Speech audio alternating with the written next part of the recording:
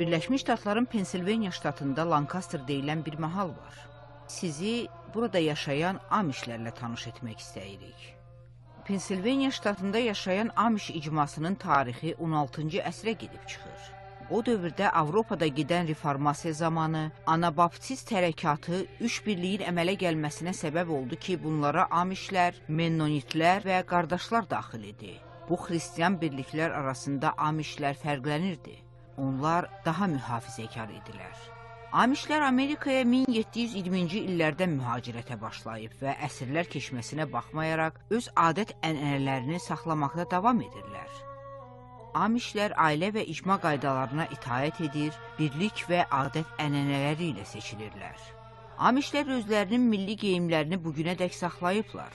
Qadınlar əsasən qara və ya tünd göy rəngdə uzun sadə paltarlar geyinir, başları isə mütləq ya ləşəklə ya da papaqla örtülü olur. Kişilər isə qara şalvar, ağ köynək geyinir, yaşlıları isə mütləq saqqal saxlayır. Amişlər uşaqları da öz adət-ənənələrinə uyğun geyindirir.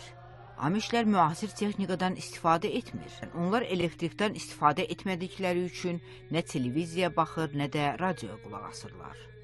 Bütün Amerikada paltarların maşında yuyulub qurudulduğu bir vaxt, Amişlər paltarı əllə yuyur və qurutmaq üçün həyətdə iplərə sərir. Öz ana dilləri Holland dilində danışan Amişlər avtomobil də sürmürlər. Lancaster küçələrində at arabalarını görmək olur. Qara rəngli arabaların adətən üstü bağlı olur. Lakin yol təhlükəsizliyinə riayət qaydalarına görə bu arabalarda işıqlar var və onlar sağa və ya sola dönəndə avtomobillərdə olduğu kimi işıqlarını yandırırlar. Amişlərin bir maraqlı adətləri də var. Qızla oğlan hələ evli deyillərsə, görüşə araba ilə çıxarkən arabanın üstü açıq olmalıdır.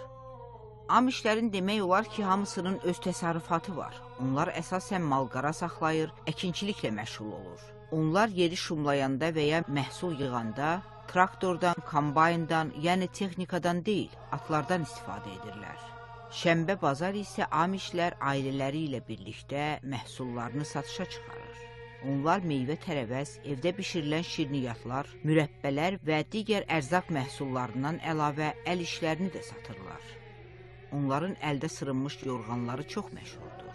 Maraqlısı odur ki, dünyada texnikanın yüksək səviyyəyə çatdığı bir vaxt, Amişlər demək olar ki, əsrlər bundan əvvəl yaşadıkları adət-ənənələrini saxlamağa çalışır.